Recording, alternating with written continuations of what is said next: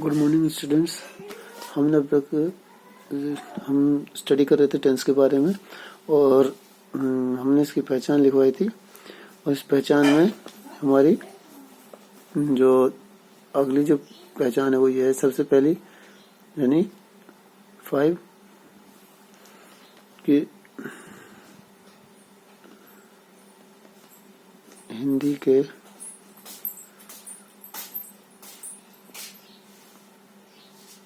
क्रियात्मक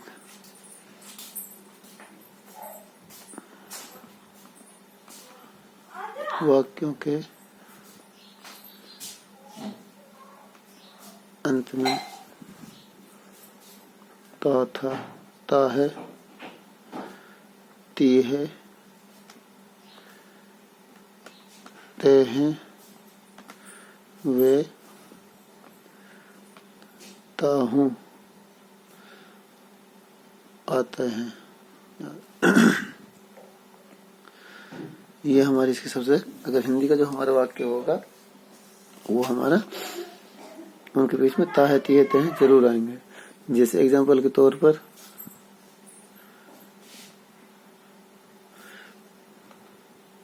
हम पाठ पढ़ते हैं, यानी यहाँ पर ते हैं आ गया। तो या फिर जैसे वह खाना पकाती है, तो ये ती है आ गई। जैसे वी रीड लेसन और शी कुक्स फूड। यानी हिंदी के जितने भी हमारे क्रियात्मक यानी जिसमें हमारी क्रिया होती हो यानी जिसमें एक्टिविटी होती हो उनमें हम उसके अंत में ताहे तीहे तेहे लगाते हैं और हम उनमें जो हमारे रूल हैं जो मैंने लिखवाए हैं इसकी पहचान क्या है। ये जितने भी हमारे रूल्स हैं इसकी पहचान है, इस तरह से हम कर सकते हैं आराम से। तो हमने इसका अगला पॉइंट हम इसमें डाल सकते हैं 6 जब सेंटेंस में HV डू डज का यूज होता है तो SES का यूज नहीं होता। ठीक है, जब हम सेंटेंस में जब HV का यूज कर लेते हैं तो उसके बाद हम उसमें वर्ब के साथ S और ES का यूज हम नहीं कर सकते। जैसे एग्जाम्पल के तौर पर वह खाना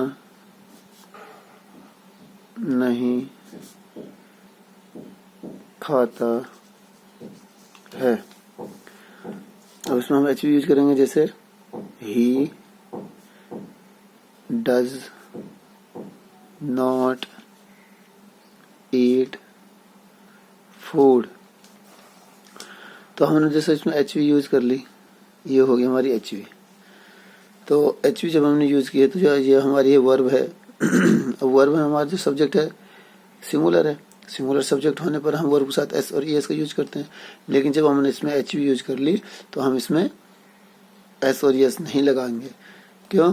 क्योंकि ये सिर्फ जो S और ES जो हम लगाया करते हैं ये यूज करते हैं तो ये सिर्फ प्रेजेंट का इंडेफिनिट का जो सिंपल सेंटेंस है सिर्फ उसमें हम इसको यूज करते हैं। बाकी उसके अलावा कोई भी सेंटेंस हो हम उसको यूज नहीं करते। ठीक है, और हम जैसे हम दूसरा सेंटेंस ले वह पानी नहीं लाता है। तो he does not bring water, यानी ये हो गया हमारा सब्जेक्ट सिंगुलर है, फिर भी हम ब्रिंग के साथ यानी हमारे वर्ब के साथ कुछ नहीं लगाते। क्यों? क्योंकि हमने यहाँ पर एचवी का यूज किया है।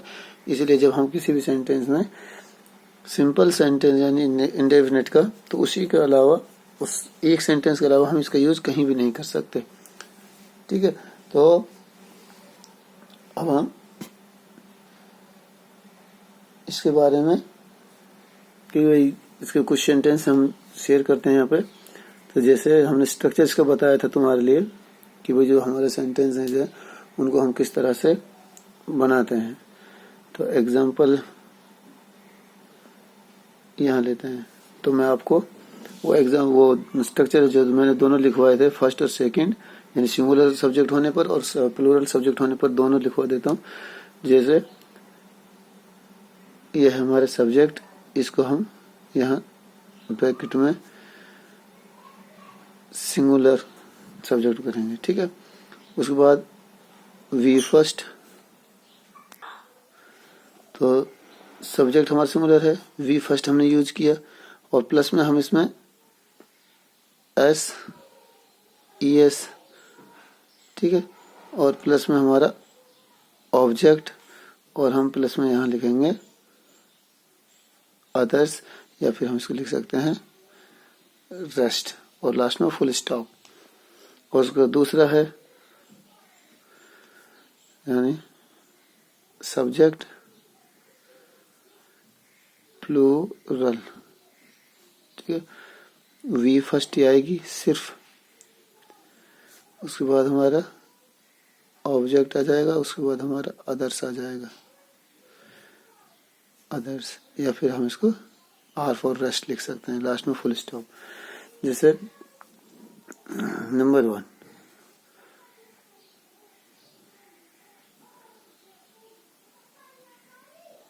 अध्यापक पाठ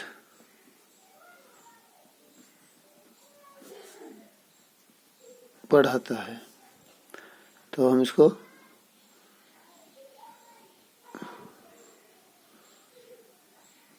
टीचर, पढ़ाना की टीच, सिंगुलर है हमारा जो अध्यापक है, एक वचन है, तो इसमें हम लगाएंगे E S, teaches the lesson, full stop. ठीक है, इसमें हमने लगाया है ये वाला, यानी फर्स्ट सब्जेक्ट है हमारा सिंगुलर है, वर्ब की फर्स्ट फॉर्म एस और एस का यूज किया, फिर ऑब्जेक्ट है अदर से। उसके बाद जैसे हम इसको दूसरा लेते हैं सब्जेक्ट प्लूरल होने पर, वे मैदान में क्रिकेट खेलते हैं, वो मैदान में क्रिकेट खेलते हैं। तो सब्जेक्ट हमारा क्या है? अब प्लूरल है, वे खेलते हैं, इसका मतलब एक से ज्यादा है। अगर अकेला होता तो खेलता है, तो यहाँ यूज करेंगे दे, सब्जेक्ट के तुरंत बाद वर्ब की फर्स्ट फॉर्म आएगी, जैसे हमने यहाँ लिखा है सब्जेक्ट आगे प्लूरल और वर्ब की फर्स्ट फॉर्म। उसके बाद दे प्ले, क्या खेल रहे हैं? क्रिकेट। कहाँ खेल रहे हैं? इन द ग्राउंड, यानी they play cricket in the ground. और ऐसे बहुत सारे वाक्य हैं इन सेंटेंसेस जिसको हम इसमें लिख सकते हैं, और अपने सेंटेंस का जो हमारा स्ट्रक्चर है उसके अकॉर्डिंग अगर हम उसको जमाते हैं तो हमारा जो सेंटेंस है यानी बिल्कुल गलत नहीं होगा।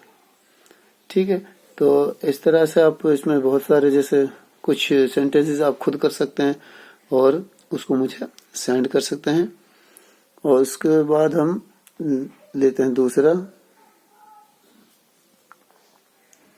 जो तो जैसे ये हो गया हमारा सिंपल सेंटेंस एकदम, ठीक है। तो हम अब लेते हैं नेगेटिव सेंटेंस। तो हम नेगेटिव जो सेंटेंस होगा उसको स्ट्रक्चर जो होगा वो अब यहाँ लिखते हैं, सेंटेंस। तो नेगेटिव जैसे नाम से पता चल रहा है, यानी इसमें हम नॉट का यूज करेंगे, ठीक है। तो जो नॉट हम यूज करते हैं, जो नॉट हम सिंपल सेंटेंस है इसमें एचवी हम यूज नहीं करते, तो जब हम नॉट का यूज करेंगे तो हमें नेगेटिव सेंटेंस में एचवी के साथ नॉट को लगाना पड़ेगा। जैसे हम इसका स्ट्रक्चर बनाते हैं सबसे पहले, या फिर हम इसको फॉर्मेशन भी बोलते हैं, ठीक है। तो सबसे पहले हमारा आ जाएगा सब्जेक्ट, ठीक है। अगर सब्जेक्ट हमारा सिंगुलर है, तो सिंगुलर सब्जेक्ट होने पर हम does plus not plus V first object others, या फिर इसको रेस्ट बोलते हैं, ठीक है। यानी नॉट तीसरे नंबर पर आएगा। और सब्जेक्ट अगर हम लगाएं, जैसे ये फर्स्ट हो गया हमारा, और सेकंड सब्जेक्ट प्लूरल, तो प्लूरल के साथ हम लगाएंगे डू, सिंगुलर के साथ does, not plus V first plus object plus others rest, ठीक है। अब जैसे हम यहां लिख रहे हैं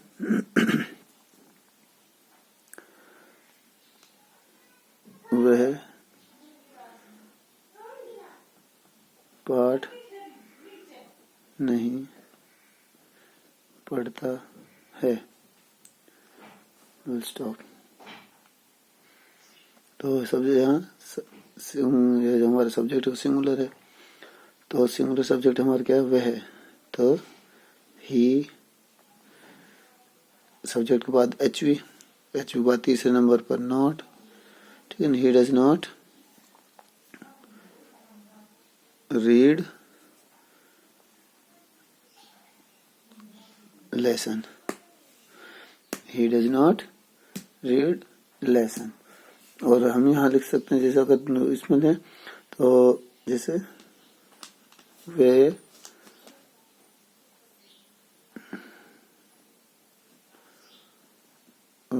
खत नहीं लिखते हैं, यानी वे खत नहीं लिखते हैं। तो सर इसको हम बनाएंगे, सब्जेक्ट हमारा प्लूरल है, they do not write letter, यानी they do not write letter, वो पत्र नहीं लिखते हैं। और अब आपको मैं होमवर्क दे रहा हूँ, इसमें आप ऐसे काफी सारे सेंटेंसेज हैं जिनको आप लिख सकते हैं और उनको आप यूज कर सकते हैं सेंटेंस के स्ट्रक्चर के अकॉर्डिंग। और जैसे आप अगर आप सेंटेंस के स्ट्रक्चर के अकॉर्डिंग आप अपना काम करोगे तो आपको जो सेंटेंस है वो शायद ही गलत हो, यानी आप एकदम उसको सही कर पाओगे और वो आप एकदम बढ़िया तरह उसको सीख सकते हो। तो अब इसको आपको प्रैक्टिस करनी है, ठीक है। Thank you.